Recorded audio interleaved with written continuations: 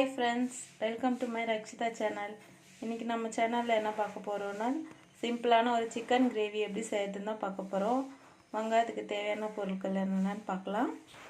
நான் வந்து 1/2 கிலோ அளவுக்கு சிக்கன் எடுத்துர்க்கேன்.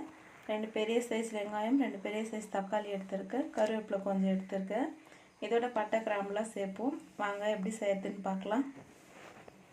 இப்போ பாருங்க, நான் ஸ்டவ் பற்ற வச்சு ஒரு கடாயில் தேவையான அளவுக்கு எண்ணெய் சேர்த்துக்கிட்டேன். எண்ணெய் காஞ்சதும் கடுகு சேர்த்துக்கலாம்.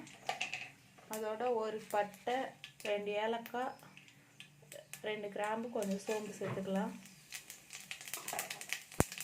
கடுகு சோம்புலாம் வெடிச்சதுக்கப்புறம் நம்ம வெங்காயம் சேர்த்துக்கலாம்.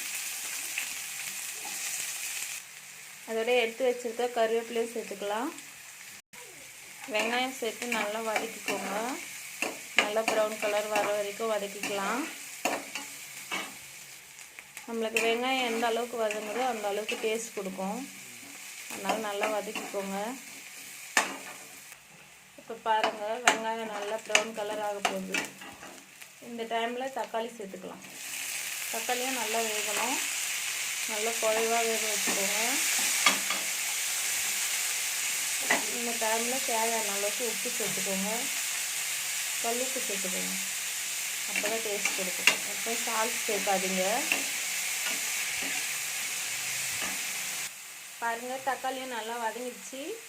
இப்போ நம்ம எடுத்து வச்சுருக்க கறி சேர்த்துக்கலாம். சிக்கனை சேர்த்துக்கலாம். இதில் லிவர் தான் அதிகமாக இருக்குது, கறி கம்மியாக தான் இருக்குது. அதுதான் டேஸ்ட் ரொம்ப கொடுக்கும். சிக்கனை சேர்த்து நல்லா மிக்ஸ் பண்ணதுக்கப்புறமா நம்ம 1/4 ஸ்பூன் மஞ்சள் பொடி சேர்த்துக்கலாம். அப்போ தான் கவுச்சி ஸ்மெல் வராமல் இருக்கும். இதோடவே உங்கள்கிட்ட இருக்க மசாலா சேர்த்துக்கோங்க. சிக்கன் பொடி சேர்த்துருக்கேன். நீங்களும் சிக்கன் பொடி சேர்த்துக்கோங்க. நல்லா டேஸ்ட் கொடுக்கும். சிக்கன் மசாலா சேர்த்து நல்லா மிக்ஸ் பண்ணிக்கோங்க. மிக்ஸ் பண்ணி கொஞ்சம் நேரம் நல்லா வேக விடுங்க. தட்டு போட்டு க்ளோஸ் பண்ணி வேக விடுங்க. இப்போ பாருங்கள், ஒரு 5 நிமிஷம் நல்லா வெந்துடுச்சு. எண்ணெய்லாம் நல்லா பிரிஞ்சு வருது. இந்த டைமில் நம்ம கிரேவிக்கு தேவையான அளவுக்கு தண்ணி சேர்த்துக்கலாம்.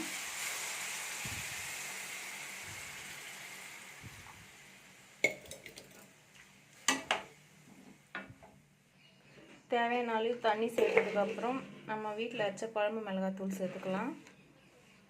உங்களுக்கு தேவையான அளவு, காரத்துக்கு தேவையான அளவுக்கு சேர்த்துக்கோங்க. நான் எங்களோட காரத்துக்கு தேவையான அளவுக்கு மிளகாத்தூள் சேர்த்துக்கிறேன்.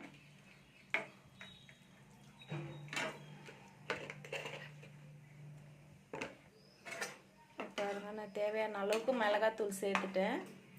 இப்போ இது நல்லா கிரேவி பதம் வர வரைக்கும் நல்லா காய வைக்கலாம். காஞ்சதுக்கப்புறம் காட்டுறேன். அவ்வளோதான் ஃப்ரெண்ட்ஸ், கிரேவி ரெடி ஆயிடுச்சு.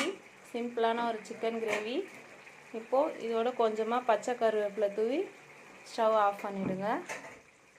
சூப்பராக இருக்கும் டேஸ்ட். நீங்களும் ட்ரை பண்ணி பாருங்கள், உங்களுக்கும் பிடிக்கும். உங்களுக்கு பிடிச்சா லைக் பண்ணுங்கள், ஷேர் பண்ணுங்கள், கமெண்ட் பண்ணுங்கள். மறக்காமல் சப்ஸ்கிரைப் பண்ணுங்கள். Thank you friends. பாய்.